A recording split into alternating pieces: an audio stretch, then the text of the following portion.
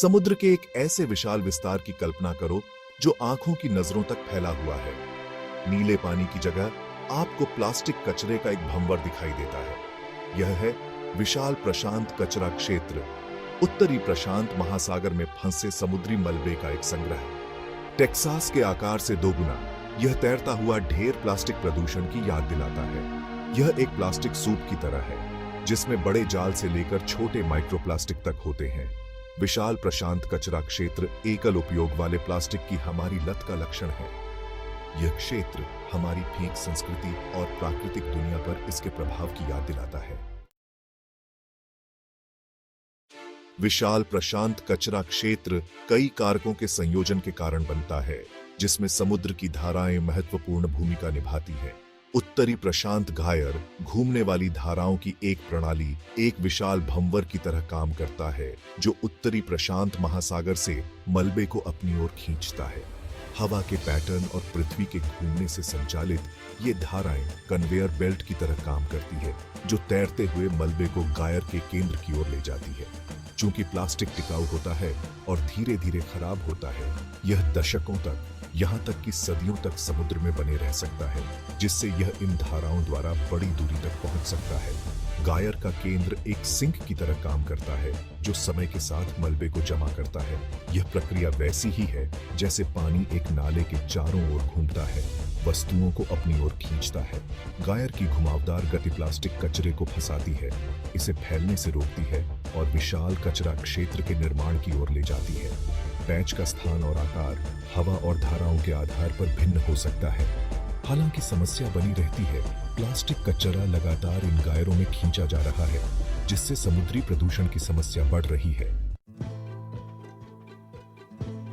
विशाल प्रशांत कचरा क्षेत्र में प्लास्टिक विभिन्न स्रोतों से आता है। एक महत्वपूर्ण हिस्सा भूमि आधारित गतिविधियों से उत्पन्न होता है।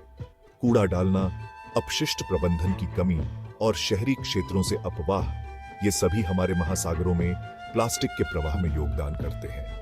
नदियां और जलमार्ग धमनियों की तरह काम करते हैं, जो गलत तरीके से प्रबंधित प्लास्टिक कचरे को अंतर्देशीय क्षेत्रों से समुद्र तक ले जाते हैं। यहां तक कि तट से सैकड़ों मील दूर फेंका गया प्लास्टिक भी अंततः समुद्र में अपना रास्ता खोज लेता है, जिससे समुद्री मलबे की बढ़ती समस्या में इजाफा होता है।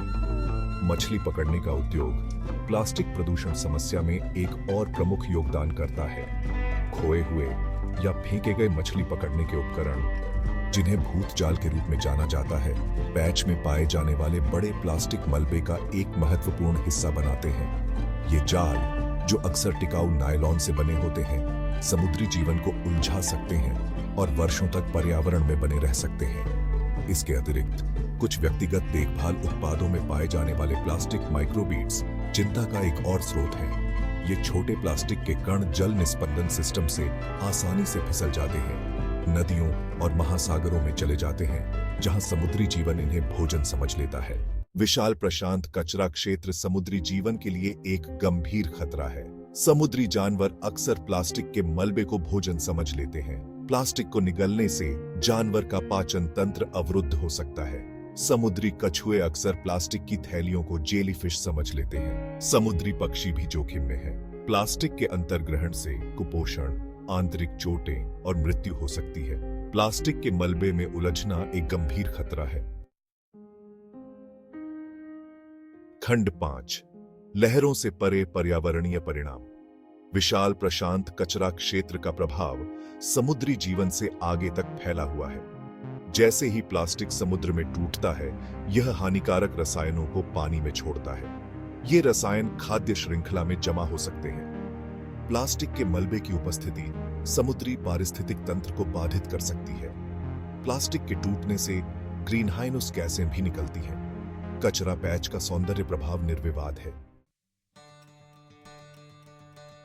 खंड 6, ज्वार को मोड़ना, प्लास्टिक समस्या के समाधान।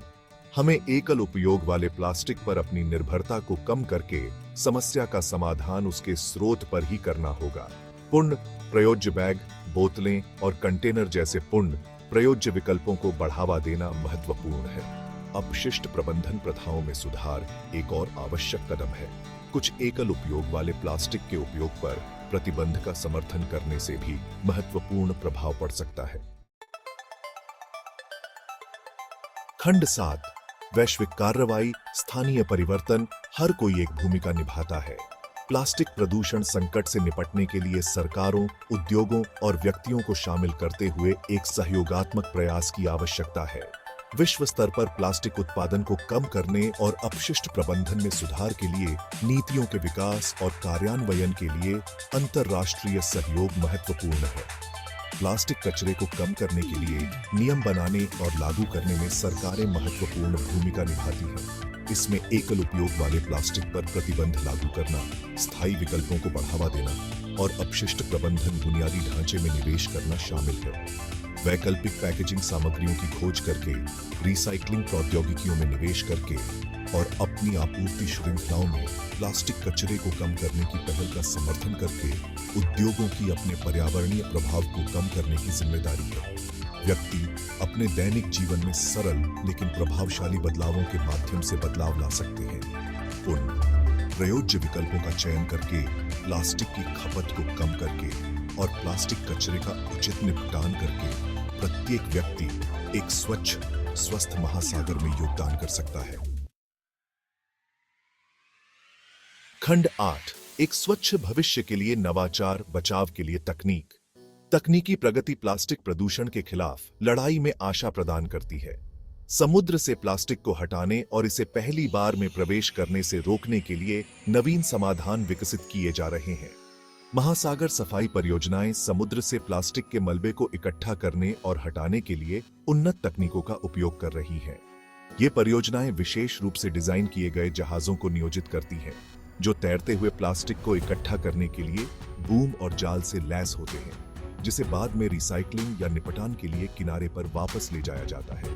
नवीकरणीय संयंत्र आधारित सामग्रियों से बने बायोप्लास्टिक पारंपरिक प्लास्टिक के लिए एक आशाजनक विकल्प प्रदान करते हैं। ये सामग्री बायोडिग्रेडेबल है, जिसका अर्थ है कि वे पर्यावरण में प्राकृतिक रूप से टूट सकते हैं, जिससे प्लास्टिक कचरे के संचय में कमी आती है। प्लास्टिक रिसाइकलिंग दरों में सुधार के लिए नई तकनीकों का विकास किया जा रहा है। उदाहरण के लिए, रासायनिक रिसाइकलिंग प्लास्टिक को उसके निर्माण खंडों में तोड़ सकता है, जिससे गुणवत्ता के नुकसान के बिना नए उत्पाद बनाने के लिए इसका उपयोग किया जा सकता है। खंड 9 एक साझा जिम्मेदारी, सरकारें, उद्योग और व्यक्ति। प्लास्टिक प्रदूषण संकट का समाधान एक साझा जिम्मेदारी है, जिसके लिए समाज के सभी क्षेत्रों से सहयोग और प्रतिबद्धता की आवश्यकता होती है।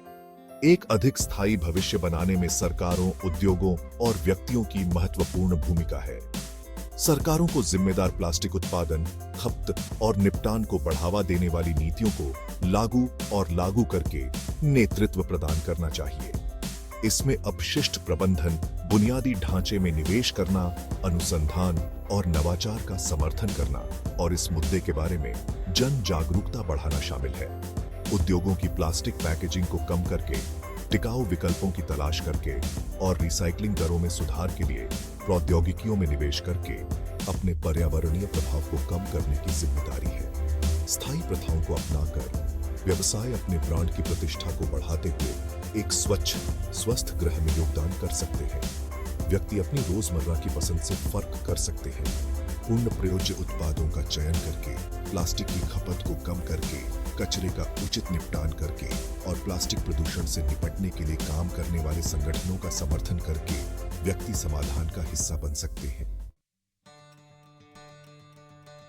खंड 10 कार्रवाई का आह्वान, आने वाली पीढ़ियों के लिए हमारे महासागरों की रक्षा करना।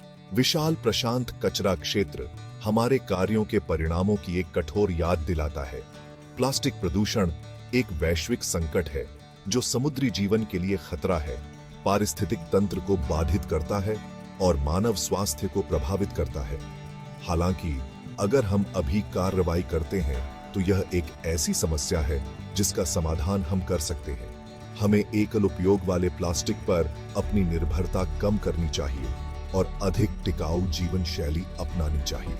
अपने दैनिक जीवन में सचेत विकल्प बनाकर, स्थिरता के लिए प्रतिबद्ध व्यवसायों का समर्थन करके और मजबूत पर्यावरण नीतियों की वकालत करके हम प्लास्टिक प्रदूषण के खिलाफ ज्वार को मोड़ सकते हैं। साथ मिलकर हम अपने महासागरों की रक्षा कर सकते हैं, समुद्री जीवन को संरक्षित कर सकते हैं और आने वाली पीढ़ियों के लिए एक स्वस्थ ग्रह सुनिश्चित कर सकते हैं। आइए हम एक ऐसी दुनिया बनाने के लिए तत्परता, प्रतिबद्धता और जिम्मेदारी की साझा भावना के साथ कार्य करें, जहां प्लास्टिक प्रदूषण अतीत की बात हो। हमारे महासागरों का भविष्य इस पर निर्भर करता है।